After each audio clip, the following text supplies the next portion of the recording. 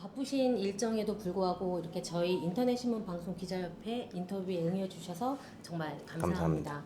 갑진년 새해가 시작된 지 보름이 예, 그렇죠. 됐습니다. 예. 이제 그래도 이제 늦었지만 도민 여러분께 새해 인사 좀 부탁드리겠습니다. 예, 존경하는 제주도민 여러분, 2024년 새해가 밝았습니다. 올 한 해는 우리 도민 여러분들이 살림도 좀 넉넉해지고 우리 제주도 융성하고 우리나라도 잘 됐으면 좋겠습니다. 새해 복 많이 받으십시오. 네, 의원님 이제 좀 본격적으로 인터뷰 이야기를 좀 나눠볼 텐데요. 일단 가장 먼저 최근에 제주 행정체제 개편과 관련해서 이 제주특별법 개정안과 의원님께서 대표 발의한 이 가족관계 특례 등을 담은 제주 4.3 특별법 개정안이 이제 국회 본회의를 통과를 했습니다.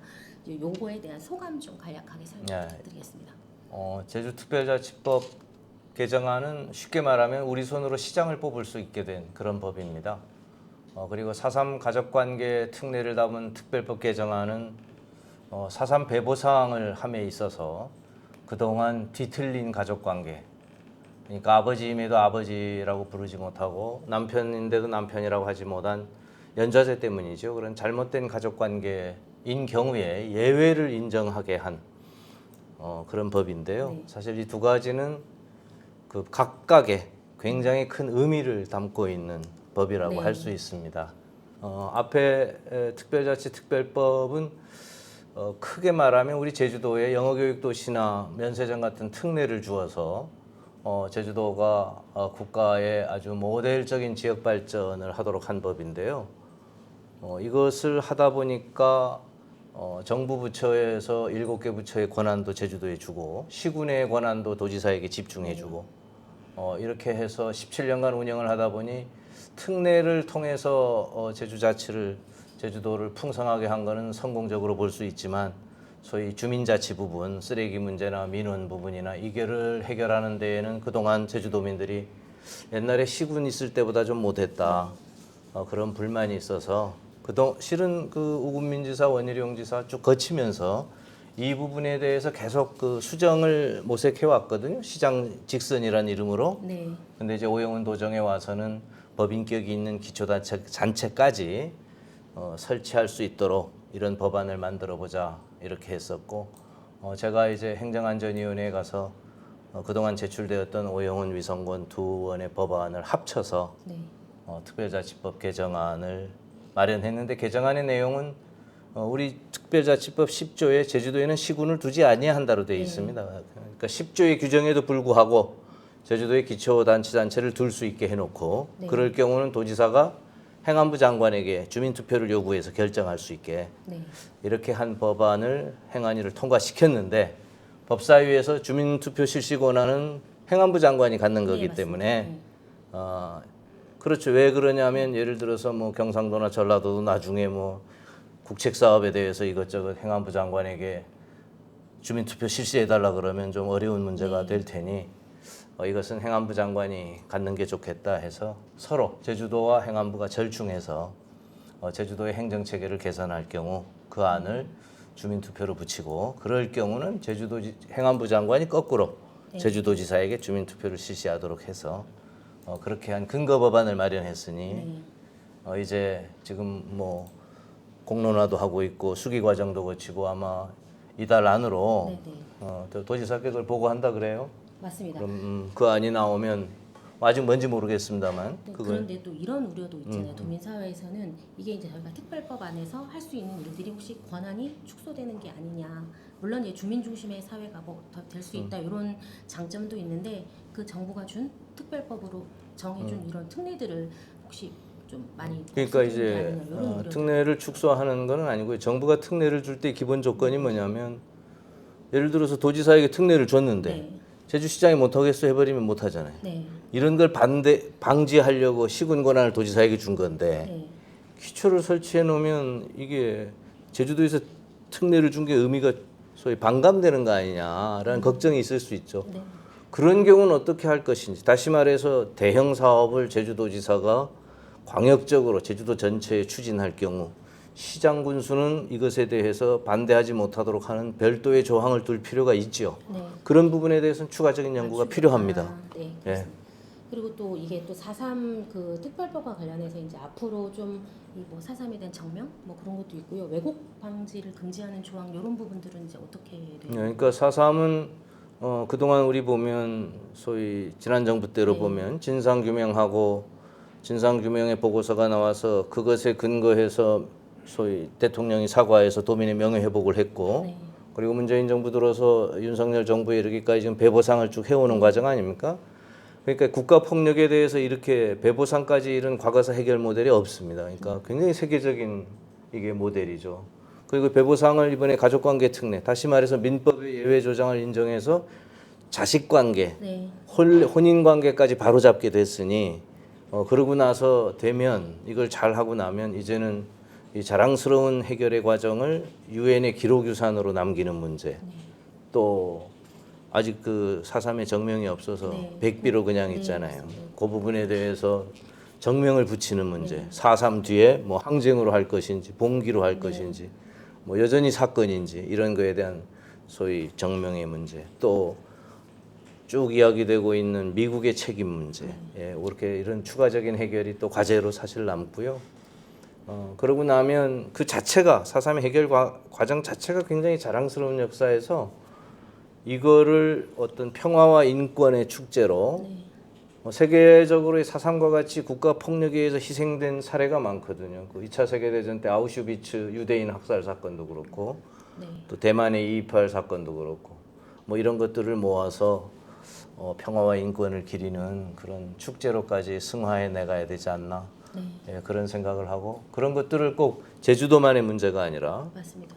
국가적 차원에서 예를 들면 우리 4.3 평화재단도 제주도에 소재하지만 사실 나라가 정부가 해야 될 일이거든요. 그럼요. 저도 그렇게 그렇잖아요. 생각합니다. 네. 그런 것들을 한꺼번에 전체적으로 사실은 국회에서 입법 과정을 통해서 또 적절한 예산의 소위 국비의 확보, 국가삼으로서 확보를 통해서 한 숙제로 남아 있다고 생각이 돼요. 그런 부분도 계속 해결해 그럼요. 나가실. 그러니까 이제 재선이 돼야 되겠죠. 네. 또 재선이 안 되면 뒤에서 지원하는 네. 이어달리기니까 만약 뭐 다른 주자가 오면 바톤을 잘 넘겨서 그렇게 네. 해야 되지 않겠나 싶습니다. 그러니까 최근에 이게 좀 제주 이 우도나 이런 섬에 도움이 될 것 같은 법안이 통과가 됐어요. 뭐 육지에서 50km 이상 떨어진 이 섬 주민들의 정주 환경 조성과 뭐 소득 증대, 생활 기반 시설 정비 그리고 삶의 질을 향상시키기 위한 국토 외곽, 먼섬 지원 특별법 관련해서 제주도의 이 마라도와 우도를 이렇게 포함시키는 법안이더라고요. 요거에 대해서 좀 설명. 사실은 먼저 이야기해야 될 거는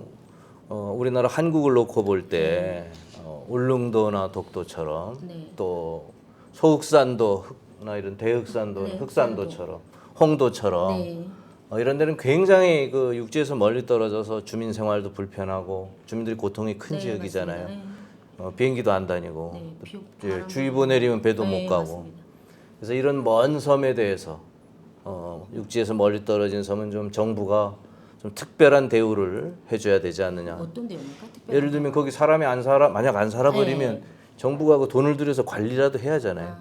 그러니까 예를 들면 산다는 이유만으로 사실은 우리들 생각은 월 뭐 한 200만 원을 들이든 250만 원을 들이든 살게 거기 거주한다는 이유만으로도 그런 정도 해주려 그러니 그건 좀 헌법적으로 좀 다소 문제가 있으니 일반적인 그 소득 보전은 좀 해주되 그거 말고도 거기 자녀는 농어촌 특별배정보다 강한 형태로 대학 입학 권한을 준다든가 그죠? 그러니까 여러 가지 대한민국이 줄 수 있는 여러 가지 특혜를 먼 섬에 좀 몰아주자. 이래서 특별법을 만들었는데 쟁점이 뭐냐면 육지에서 50km 떨어졌다 그러면 추작은 50km가 안 떨어져 있습니다. 해남에서. 그런데 왜 포함이 안 됐죠. 그러니까 50km가 안 되니까. 추자도는 안 돼요. 40 몇 킬로밖에 안 되니까 추자도는 안 돼요. 그러니까 흑산도는 되는데 추자도는 안 됩니다. 먼 섬이 아니다 이거죠. 근데 우도나 가파도나 우리 마라도는 사람이 거주하잖아요. 여기는 육지에서 50km 떨어졌잖아요. 그러니까 해당 사항은 되죠. 실은 그렇죠. 추자도민들이 그러니까 어쨌든 우도 근데 행안부 입장은 아니 이거 제주도에서 바로 붙어 있는 섬인데 먼 섬이라고 하는 거하고는 좀 다르지 않냐 그래서 아이 그렇지 않다. 제주도는 육지가 아니지 않냐. 이게 아주 중요합니다 앞으로. 그러니까 이거 가파도 우도 우리 마라도는 먼 섬에 넣어놨어요. 이렇게 되면 네. 어쨌든 다소 논란의 여지만 있지만 먼 섬에 있으니 가파도우도 마라도 주민은 좋은 거잖아요. 우선 그렇죠. 네. 많은 특혜를 받게 되니 좋은 거고. 그 다음에 제가 염두에 두고 있는 건 그동안 제주도가 물류비나 이런 거를 지원을 못 해준 게 제주도는 섬이 아니다는 규정 때문입니다. 섬은 지원하게 돼 있어요. 근데 왜 제주도는 섬이? 섬 발전법에 제주도는 섬이 아니라고 일조해 놨어요. 제주도는 섬으로 그런 지원 대상의 섬으로 볼 수 없다. 그러니까 잘 사는 육지하고 비슷한 곳으로 봐야지. 제주도는 육지와 같은 취급을 합니다. 모든 부분에서. 이거 하나의 도기도 하고. 근데 이번에 그러면 제주도의 우도가 포함됨으로써 제주도는 육지가 섬도 아니지만 육지도 아니에요. 네. 그렇잖아요. 네. 법적으로. 그러니까 해석하기에 따라서는 앞으로 네. 그런 여지를 남겨둔 의미가 제주도적으로는 있다 이렇게 보여집니다. 그래도 이게 앞으로 이제 쭉 계속 나간다면 어쨌든 뭐 우도나 비양도, 가파도 이런 주민들이 많은 혜택을 받을 수 엄청 받죠, 엄청 받죠. 근데 거주해야 됩니다. 또 앞으로 이런 부분도 계속 이제 노력하시려면 반드시 재선이 되셔야 될 것 같습니다. 고맙습니다. 고맙습니다. 자, 그리고 이제 아무래도 올해 가장 큰 이슈가 제22대 총선입니다. 네, 지금부터 총선이죠. 좀 간략하게 이 총선 관련 이야기를 나눠보려고 하는데요. 긴장 좀 푸시고 아유, 예. 네, 질문 들어가겠습니다. 이 당내 경선 대상자인 이 문대림 예비후보가 연일 좀 송재호 의원님을 향해서 날선 칼날을 들이밀기 시작을 했습니다. 뭐 문대림 후보가 또 검증 토론도 제안을 했고요. 뭐 여러 이야기들이 나오고 있는데 이제 이런 거에 대해서 전체적으로 한마디 좀 해주시면. 일단 뭐 선거에서 상대 후보와 프레임을 가지고 네. 여러 가지 전략적으로 제기하고 이런 건 당연한 거고요. 또 제 개인적으로는 제가 어쨌든 쭉 국가군영발전위원장으로 일을 하다가 강창일 의원이 불출마하는 바람에 전략공천 받아서 이 지역에 4년을 봉사했는데 제 개인적으로 또 저보다 강하고 훌륭한 후보가 나와서 저를 이기고 가는 것은 정치인으로서 기쁜 일입니다. 실은 그게 정치 발전이기도 하고 그런 의미에서의 저는 또 민주주의에서 경선은 피할 수 없는 맞습니다. 것이고 경선이 또 선거를 굉장히 잘하면 선거에 굉장히 유리하게 하는 측면도 강합니다. 후보들도 다 알릴 수 있는 기회. 근데 이 경선은 이제 관리돼야 되거든요. 문제는 관리되지 않고 예를 들면 뭐 고소고발 사건으로 막 간다든가 뭐 그러면 이제 같은 편끼리 갈라서잖아요. 갈라서고 막 그러면 또 우리 그 선거 경험이 예? 나중에 또 뭐 또 제주도처럼 또 조금 좁은 지역은 인간관계가 어차피 이렇게 걸쳐 있을 수밖에 없잖아요. 문대림 후보로 이야기하면 문대림 후보도 친하고 저도 친하고 뭐 문윤택도 친하고 실은 뭐 김영진도 친하고 뭐 다 이래요. 제주도는 보면 다소 조금 이렇게 뭐라 그럴까요? 짧은 길고 짧은만이지 다 이렇게 아는 관계에서 이게 너무 치열하게 싸우면 또 이게 후유증이 큰 이런 우려가 있긴 하지만 그러나 경선이라는 것은 굉장히 잘 관리되면 좋은 것이고 또 피치 못할 민주주의의 과정이라는 의미에서 저는 매우 당연하게 받아들이고요. 다만 이것이 관리되어야 된다는 뜻은 저는 이렇게 봅니다. 일단 제가 민주당의 경선 후보가 아니에요. 왜냐하면 우리 당이 이달 하순에 신청을 받습니다. 민주당 22대 국회의원으로 우리가 공천관리위원회가 경선을 실시하고자 하는데 후보로 오실 생각이 있으십니까?로 신청을 하면 신청받은 걸 결과를 가지고 25일 이달 말에 여론조사를 합니다. 일단 도민들과 당원들의 이분이 적합하냐. 경선 후보가 적합하냐 안 하냐를 조사해요. 그거 안 되면 못 가는 거예요. 일단 1차 관문 이거예요. 공천관리위원회가 하는 게 당이 아니고 지금 공천관리위원장 이명백 위원장이잖아요. 그 외부 인사들로 채워져 있잖아요. 당 인사는 아마 조정식 사무총장하고 김병기 부총장하고 둘일 것 같은데 어쨌든 그래서 신청하면 적격 조사를 하고 그 다음엔 공천관리위원들이 면접 조사를 합니다. 지금 공천관리위원회는 구성이 됐습니까? 됐죠. 그래서 그 공천관리위원회에서 면접을 언제 하냐면 지금 저희들한테 국회의원들한테 통보한 거는 설 전에는 하겠다. 그러면 제가 설에 임박해서 또는 설 직후에 송재호든 문대림이든 우리 당에서 문윤택이든 신청하신 분들은 경선 후보라고 확정을 해줄 것 같아요. 그때 경선 후보. 후보가 확정이 되면 돼야 네, 이제 네. 저는 또는 문대림 후보는 문인택 후보는 당원이 아니고 경선 후보가 되는 겁니다. 지금 예비 후보는 민주당과 관계없이 대한민국 선거관리위원회에 제가 출마하고 싶은데 선거 준비를 해야 되니 네. 그걸 하게 해주세요 한 후보고요. 아, 아주 네. 차원이 다릅니다. 네. 그리고 이런 절차를 아마 국민님도 할 거예요. 제가 볼 때는. 네. 예, 그러면 우리가 그걸 끝나고 나면 2월 설 지나서 경선 후보가 되면 이제 그때부터는 이제 소위 말하면 여러 가지 검증도 하고 정책 대결도 하고 이렇게 되겠죠. 저는 일단 과정상 그렇게 한번 관리라는 게 설명을 제가 해드리고 싶고. 문대림 예비 후보랑 되게 가근한 관계라고 하셨잖아요. 그러면 이제 지금 계속 이렇게 문대림 후보 측에서 문제 제기를 계속해서 이거에 대한 페어플레이를 하시겠다라는 말씀이신 거잖아요, 방금. 그러니까 이게 뭐 비정하죠. 저는 솔직하게 참 정치라는 게 참 비정하다 하는 생각을 합니다. 문대림 후보는 저하고 어떤 사이냐면 도민들이 다 아시니까 뭐 그걸 제가 무슨 각색을 하거나 뭐 이럴 필요 없이 아는 분들이 다 알아요. 그러니까 굉장히 오랜 세월을 거의 20여 년을 같이 때로는 뭐 저는 그러니까 제가 정당에 입당한 거 얼마 이렇게 정당을 같이 할 때도 있고 안 할 때도 있었지만 쭉 문대림 후보는 도의원으로부터 쭉 정치 생활을 했잖아요. 도지사도 그다음에 문재인 선거도 같이 했고 네. 대통령 선거도 사실은 같이 했고 또 청와대 갈 때도 그렇게 했고 개발센터 갈 때도 뭐 의논도 하고 그러니까 그다음에 저로서는 저도 살다 보면 속에 하소연을 하고 싶은 그런 때가 있잖아요. 저는 하소연을 잘 하지 말자가 제 신조입니다, 실은. 제 신조인데 살다 보면 속상할 때도 있어서 하소연을 하는데 하소연을 하는 게 제주도에는 한두 분 있는데 그 중에 하나가 우리 대림이었어요. 그러니까 상당히 친했죠. 그게 의형제 같은 사이였다. 형제 같이 지냈죠. 아마 그렇게 생각을 했을 테고 또 뭐 어쨌든 뭐 근데 뭐 그래요. 그 말씀하신 것처럼 이 경선 후보가 정해지시고 나면 이제 그때 뭐 비전과 정책들도 다 들은 경선 후보들도 이렇게 나올 거라고 예상이 되고 일단 또 이번 선거가 상당히 좀 중요하지 않습니까? 민주당에서는 네.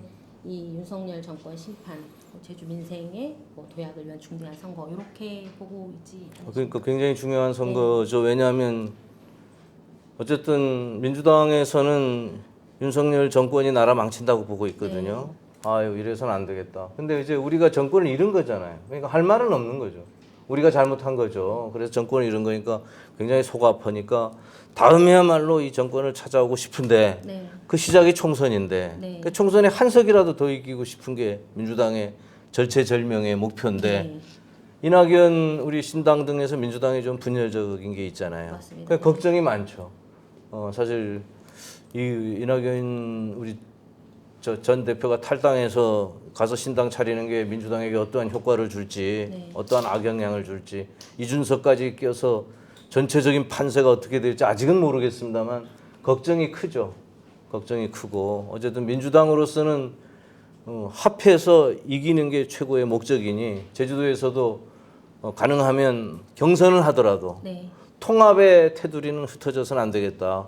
뭐 쉽게 말하면 경선 후보끼리 싸우고 당도 하나 생겨나서 국민님하고 붙으려고 그러면 버겁다는 느낌이 오는 거죠.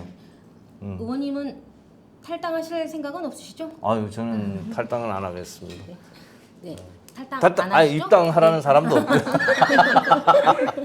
네, 어찌 됐든 네. 의원님 말씀대로라면 좀 정쟁이 아닌 좀 미래에 관한 이야기들과 이 좀 정책 논쟁이 이어져야 한다. 경선. 아, 그걸 한마디만 이제 네. 더 올릴게요. 그 지점은 선거는 당선이라는 게 국회의원이란 권력을 잡는 거잖아요. 네. 내가 이 권력을 잡겠다고 이야기하는 것보다 그게 중심이 돼서는 안 돼요. 내가 이 권력을 잡아서 당신들이 위임해 준 거잖아요. 예를 들면 제주가 유권자들이 위임해 준 권력을 잡아서 여러분들을 위해서 무엇을 하겠다고 이야기해야 될 거 아닙니까? 그걸 보고 제가 정말 나를 위해서 일하겠네? 아니네 하고 찍을까 말까 결정하는 건데 이 지점이 경쟁이 돼야 된다고 보는 거죠. 권력을 주시면 저는 그걸 가지고 여러분들을 위해서 이걸 가지고 여러분을 위해서 하고 만약 안 하면 뭐 그 다음엔 안 찍어도 좋다든가 뭐 어떻게 하겠다든가 이런 게 있는 거 아니에요. 그리고 그걸 비교해 보는 거 아닙니까? 크게는 민주당과 국민의힘 이렇게 비교해 볼 테고 예? 또 작게는 후보 간에 얘라 그러면 미안합니다. 이 후보가 조금 더 낫겠다.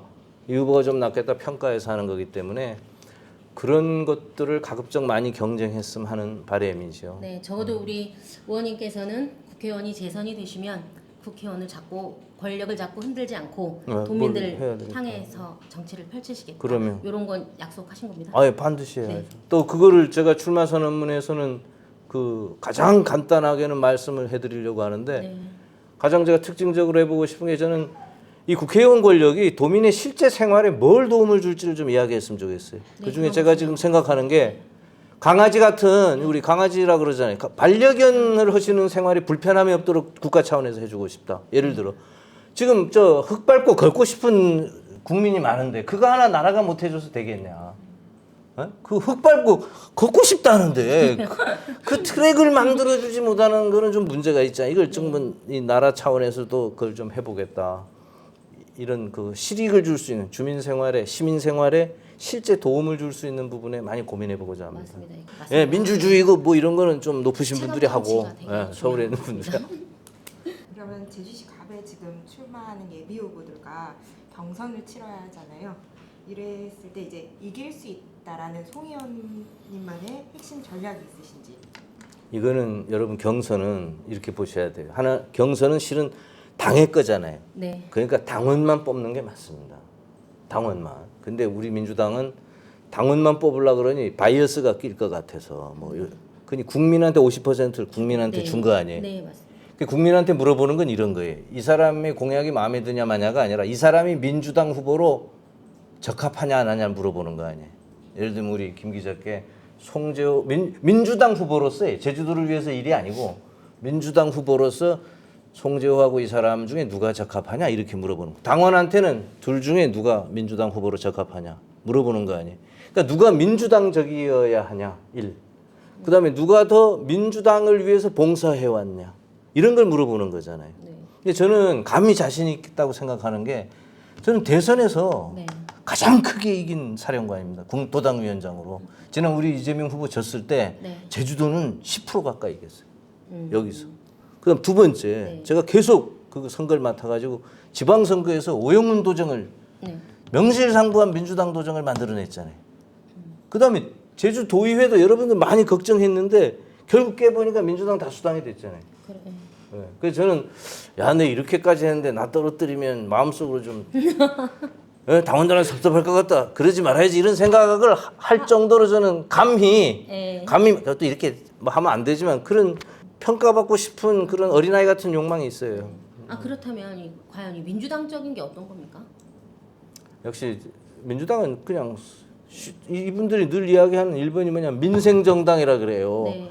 민생을 얼마나 보살피는지는 나중에 국민들이 생각할 네. 민생 하잖아요. 서민정당이라 그러잖아요. 서민정당. 그러니까 민주당적인 거는 민생과 서민에게 얼마나 다가가느냐. 그럼 송재호란 국회의원이 국회 동안 한 일이 얼마나 다가갔느냐. 저는 많이 다가갔다고 생각합니다. 예를 들어 지역화폐 예산도 그 잘라진 거 다 네, 보고시켜놨지. 네. 김영란법도 개정해서 네. 농업하시는 분 선물액을 10만 원에서 20만 원으로 해놨지. 어쨌든 그렇게 평가를 받는 거죠. 자 그리고 의원님 혹시 학창 시절 얘기를 조금 듣고 싶은데 아유, 학창 시절에 공부 좀 하셨습니까? 어느 학창 대학이 아닌 고등학교 뭐 대학교 뭐 전반적으로 고등학교 이번에 그 우리 그 일고 총동문회 할 때 제가 정학을 다수 맞아가지고 네. 아주 악동이었습니다 고등학교 때는. 그러면 공부도 좀 하긴 했지만 네. 솔직하게 말씀드리면 공부는 조금 우리 때는 좀 낭만적이었어요. 그 머리 깎고 네. 교복 입고 머리 빡빡 깎고 거의 하루에 그 몇 대씩 맞아야 이게 그게 일상화된 네. 선생님들이 그게 사랑이었고 네. 그렇잖아요. 도시락도 싸주면 과도한 사랑. 점심 시간에 안 먹고 1시간 끝나고 다 먹고 네 맞습니다. 학교를 하루 종일 있어야 됐고 아침부터 네 저희도 6시부터 가서 도시락 그쵸? 3개씩 싸고 갔었는데 그러니까 그 학교 조금만 잘못하면 정학 주고 반성문 쓰게 하고 근데 학교는 잘 나가셨죠? 잘 나가는데 뭐 솔직히 말해서 담배 피다 걸려가지고 정학도 근데 그러면 저 조금 질문을 이어가 볼게요. 근데 왜 사실 뭐 어떡합니까 뭐 담배 일찍 피웠는데 21대 국회에서는 좀 결석이 잦으셨어요? 그거를 네, 이제 그 부분도. 그 결석하고 이제 또 대정부 참가. 질문 이야기를 하는데 네. 국회는 일단 정무직 공무원이기 때문에 휴가나 이런 게 없습니다. 일단 아. 국회는 365일을 근무로 하고 결석을 하게 된 경우는 결석을 내도 되고 말아도 돼요. 결석계를 결석계. 청가라는 걸 아, 내도 네, 되고 전 말아도 청가 되고 말아도 공무원에서, 되고 예. 그러니까 보통 청가나 결석으로 따지지 않고 네. 국회는 출석률을 가지고 이야기합니다. 거꾸로 출석률인데 네. 출석률은 국회는 법안, 상임위, 본회의 세 개를 보는 거죠. 네. 세 개를 가지고 이제 이야기를 하는데 출석률 제일 나쁜 분이 이재명이에요. 예? 그러니까 당직을 많이 가질수록 또 위원장직을 많이 가질수록 네. 그러니까, 또 정부와 일을 많이 할수록 출석률이 안 좋습니다. 그러니까 많은 그래서 그 책임을 잘 출석률을 가지고 국회의 성적을 평가한다는 거는 조금 의미가 없어요. 예? 그게 뭐 절대 기준은 아니지만 제가 네. 이야기하는 게 저는 한 출석률이 한 8%쯤 됩니다. 두 개 합하면 이재명 후보가 한 70%될 거예요. 그다음에 조정식이 이런 분들이 한 75, 80 이러고 저는 한 88 이 정도 되고요. 대정부 질문은 이렇게 보시면 돼요. 김한규 의원은 이제 짧은 기간에 2번. 네. 대정부 질문은 정부를 향해서 이제 본회의 때 하는 질의 기간에 우리가 도정 질의할 때 도의회가 도지사한테 하듯이 네.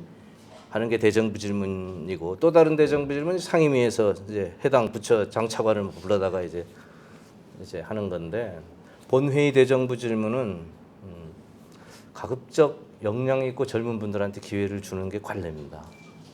그러니까 이제 저처럼 3선 이상은 잘 안 하죠 대정부 질문을 보통. 그러면 뭐 어쨌든 대정부 그걸 이제 네. 대정부 질문이 제로니 이제 국회에 열의가 없거나 이제 네. 성의를 다하지 않았다는 거는 뭐 꼭 틀린 건 아니로되 네. 맞은 것도 아닙니다. 그다음에 네. 제 청가는 이제 국회 초창기 그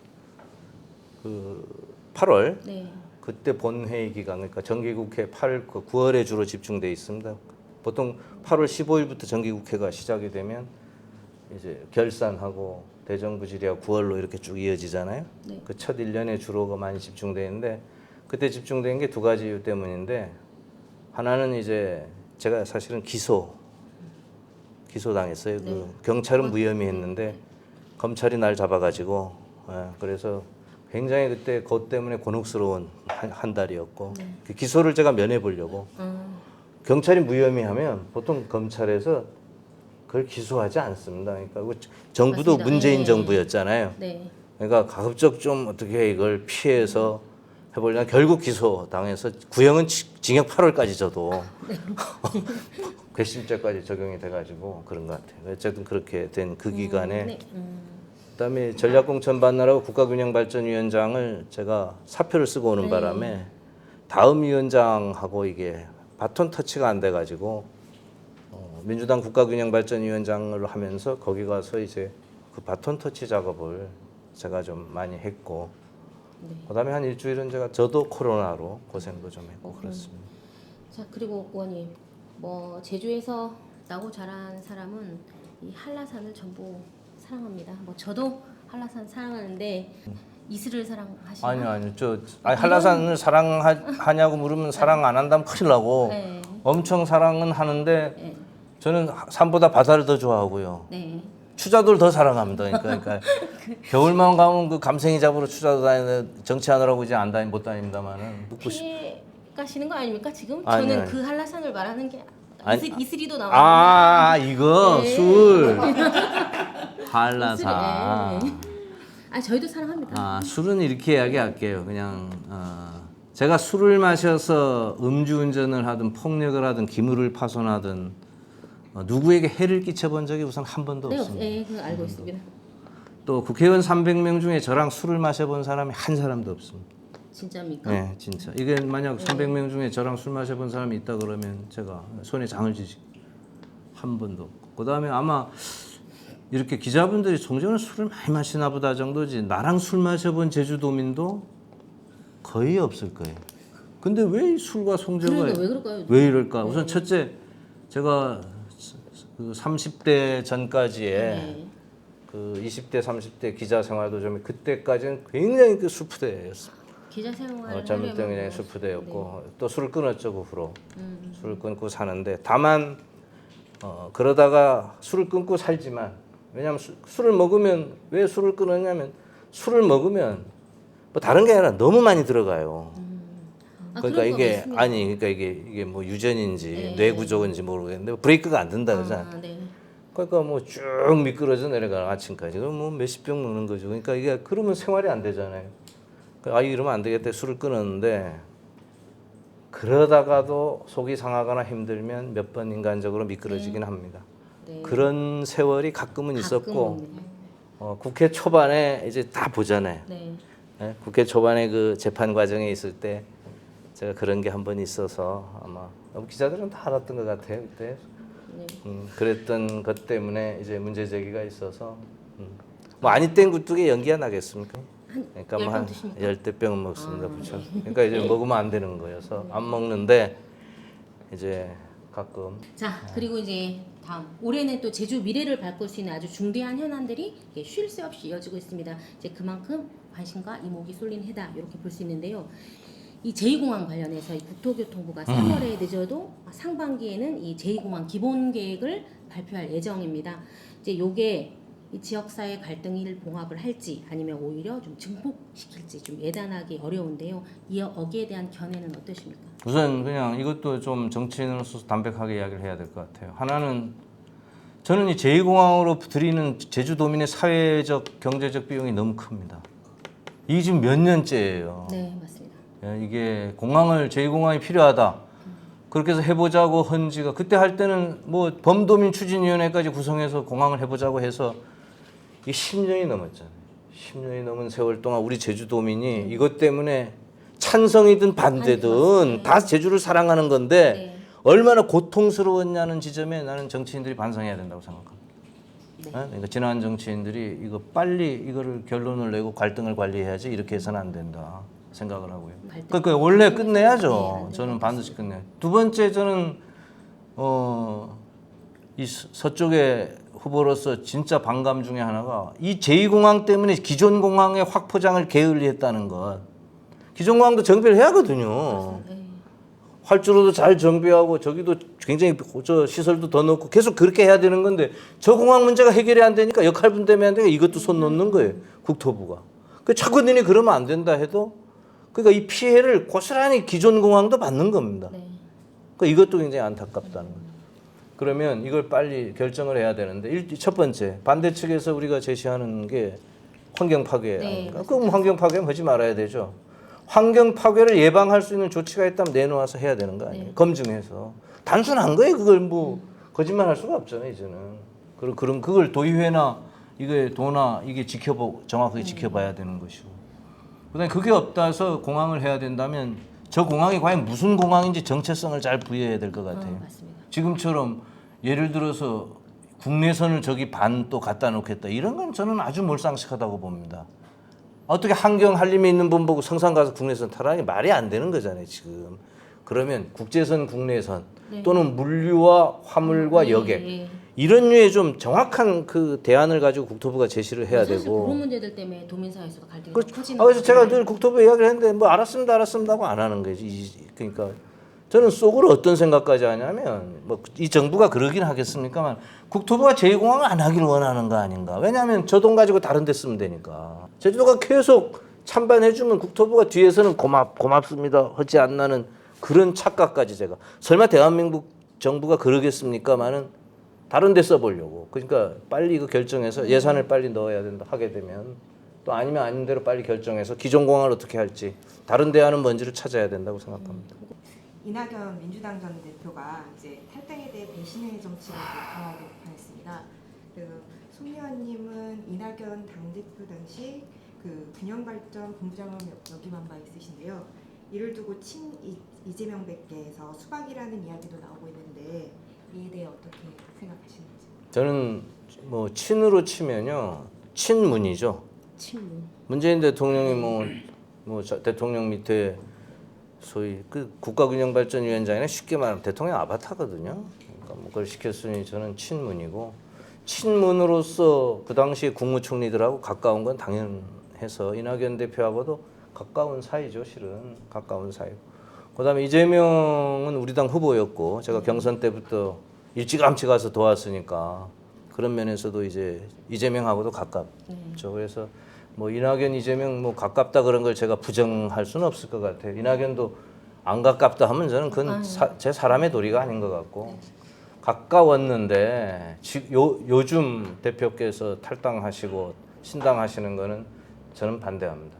왜냐하면 그분이 이야기하고 성장해하고 모든 발언이 민주당이셨거든. 네. 그러니까 우리로 치면 그 자기를 낳아주고 키워준 부모가 마음에 안 들어서 호적을 파서 다른 데로 양자 가시는 건데 이거는 조금 더 깊게 생각하지 않아요. 왜냐하면 우리는 분열하면 지는데 늘 민주당 분열하면 지잖아요. 그게 제일 걱정인 당인데 이제 꼭 굳이 분열의 시작처럼 그분이 거머쥐고 가야 되는가. 그만큼 절박하셨나요? 안타까움도 있고 그렇게 봤을 때는 뭐 감히 제가 뭐 그 어른을 평판하긴 그렇습니다만 저는 배신이라는 생각이 든다. 뭐 어찌됐든 탈당도 안 하시고 가시지도 않을 저는 거니까. 뭐 네. 그러니까 친 이재명이라기보다 정확하게 이야기하면 저는 민주당 대표 편입니다. 네. 알겠습니다.